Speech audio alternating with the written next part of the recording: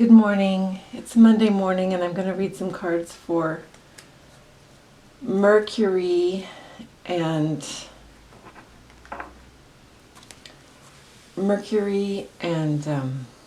Venus conjuncting in Scorpio, and I'm using the deck that scares me a little for that conjunction. Seems appropriate.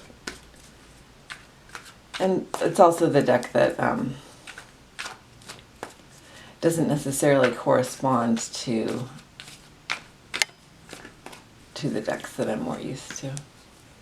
Okay, so we have the Knave of Flames. It's a separation. These two creatures are both experiencing similar forms and shapes of light. But one is looking more inwardly, one is looking out. That's Mercury. And then for Libra, excuse me, and then for Venus, I'm excited for Venus to get into Libra, but we each place that we find ourselves is a place that we should fully inhabit in that moment. Okay, and this is messages. So actually, it's messages and witness and companionship and creativity. And there's a real calm in this card that is not present here. So it's interesting, Scorpio is actually bringing the calm. Mercury may be upset and confused and separate. The separation and confusion that language and communication can cause sometimes. And then here, this is a calm witness, creativity, expression that the depth of Scorpio can bring. It can actually bring calm when the things that you may fear. Also, this is perhaps like the meet the difficult moment in one of my other decks. The things you may fear to communicate, the things you may fear to express, the things you may fear to even acknowledge may cause moments and hours and days of upset, but can bring us into a calm negotiation, a calm witness, a truth, a depth of contentment that is only allowed by really living in the truth. I'm going to get one clarifying card for that alignment from the Happy Tarot. I like the Happy Tarot because Serena Fika, who's the artist and writer for this, I like this reference, her guidebook, because she finds something positive, some positive possibility in the energy of each card, which I appreciate as I relinquish still some of my ideas about insights necessarily needing to be, well, I think I'm pretty far beyond that now, but insights needing to be difficult or somehow or something. The closer you get to the truth, the closer you get to joy.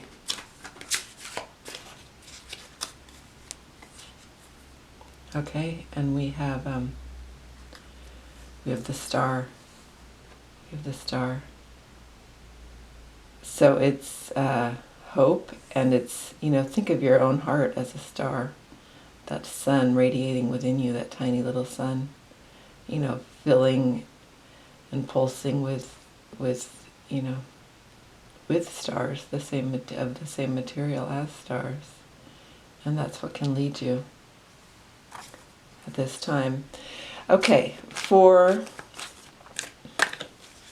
let's see, what was I doing next? Oh yeah, Neptune and Pisces both retrograde. I mean, Neptune, geez, I keep misspeaking. Neptune and Chiron both retrograde in Pisces.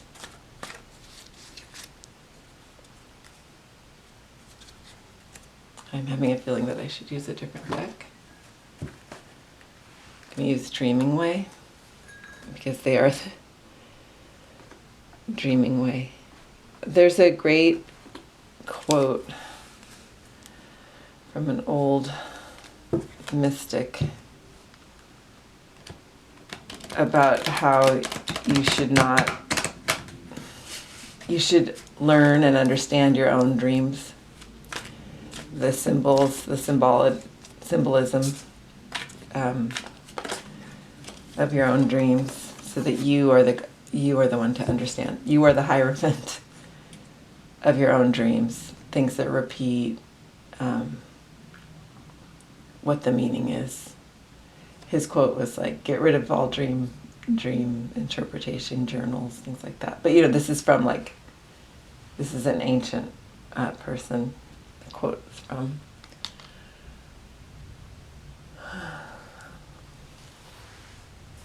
Okay, so you are the hierophant of your own soul.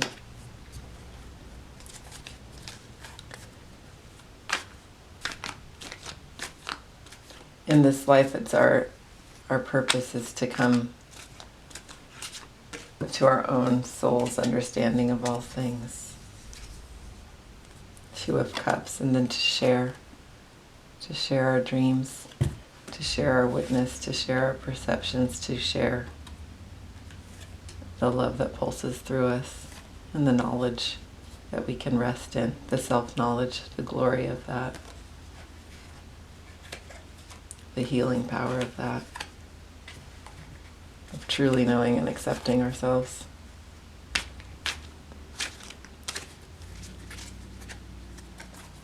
I'll get one more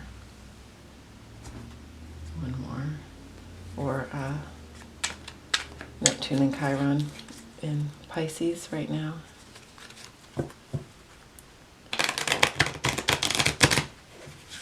In rest and reflection and remembrance, reconciliation, rebuilding, the Page of Wands. So, an angelic passion, the passion that you might bring the entirety of yourself to, your songs of innocence, your songs of experience, the subtlety of that self-knowledge, the subtlety and the gravity of that self-knowledge.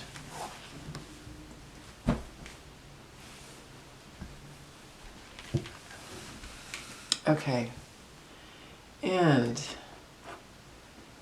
a card for Pluto, really in a state of retrieval, or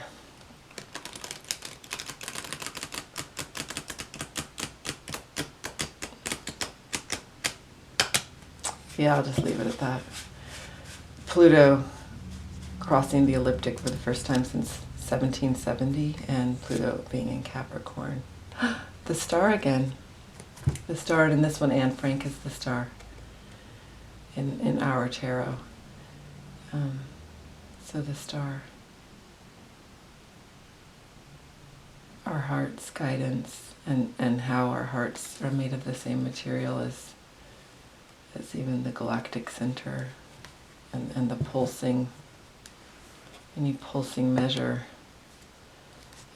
of information that we receive, from and in and as space. And then Uranus, a card for Uranus. in Taurus.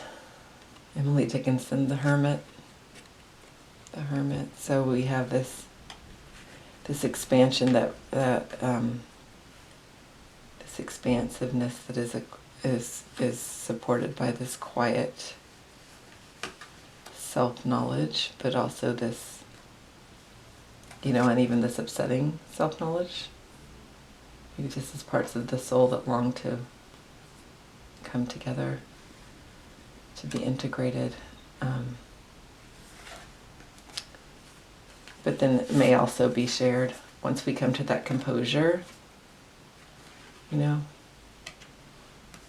or as and in and simultaneous to coming to that composure, we may share.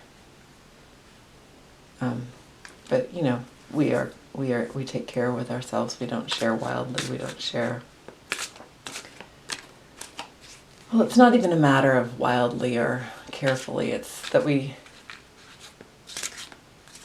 know ourselves so well, and we rest in ourselves so thoroughly that we can trust in ourselves, in our own giddiness and in our own seriousness, as we go through these depths of changes and